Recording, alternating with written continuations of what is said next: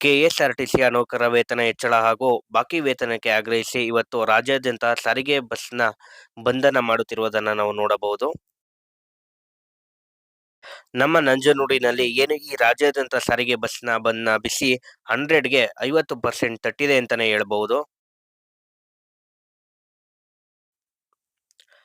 ನಂಜನಗೂಡಿನಿಂದ ಮೈಸೂರಿಗೆ ಹೊರತುಪಡಿಸಿ ಬೇರೆ ಕಡೆಗೆ ಬಸ್ನ ಸಂಚಾರ ಬಂದಾಗಿರುವುದನ್ನು ನಾವು ಕಾಣಬಹುದು.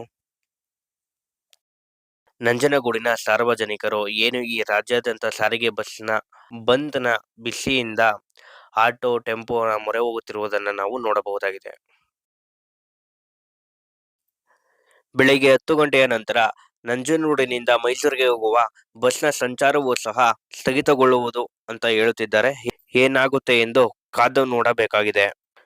ಏನು ಈ ಕೆಎಸ್ಆರ್ಟಿಸಿಯ ಬಸ್ನ ನೌಕರರ ಪ್ರತಿಭಟನೆಯಿಂದ ಸಾರ್ವಜನಿಕರು ಕಂಗಾಲಾಗಿರುವುದನ್ನು ನಾವು ನೋಡಬಹುದು.